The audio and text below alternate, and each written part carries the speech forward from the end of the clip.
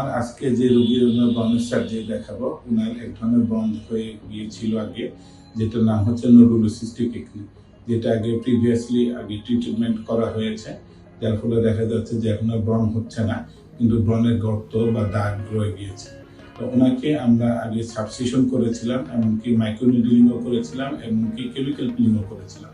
এখন মোটামুটি আল্লাহর মতে 50 to 60% স্কার ইমপ্রুভমেন্ট হয়ে গিয়েছে, কিন্তু আবার নতুন যেহেতু একটি স্কারিং টেন্ডেন্সি আছে, তো এই জন্য আবার কিছু কিছু জায়গায় নতুন করে গর্ত হচ্ছে। তো আজকে আমরা ওনাকে CO2 লেজার বা কার্বন ডাইঅক্সাইড লেজার করবো। তো এই লেজার করার পূর্ব শর্ত হিসেবে আমরা এক ধরনের টপিক্যাল ইম্পেলার বা টপিক্যাল এক ধরনের অ্যানেস্থেটিক ক্রিম লাগিয়ে দিই।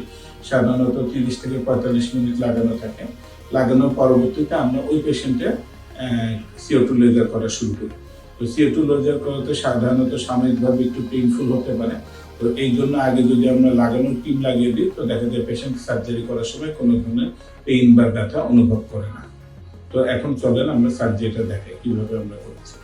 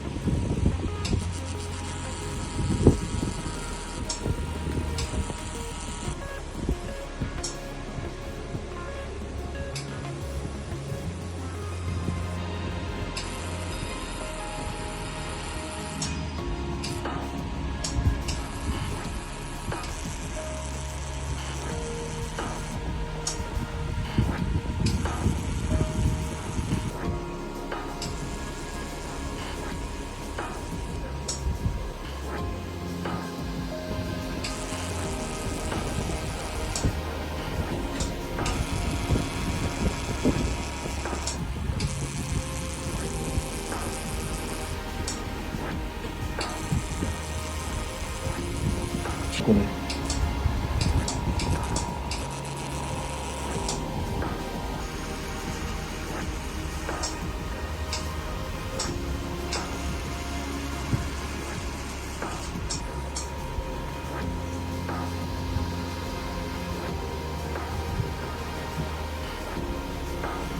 তখন আপনারা যে সার্জারিটি দেখলেন, এটা CO2 লেজার। আমরা তো দেখা যাচ্ছে যে নাকের চারিপাশে অংশ, মুখের চিক বা চিন, তার এমনকি ফোরহেড, বিভিন্ন জায়গায় আমরা তার লেজার করেছি এই CO2 লেজার।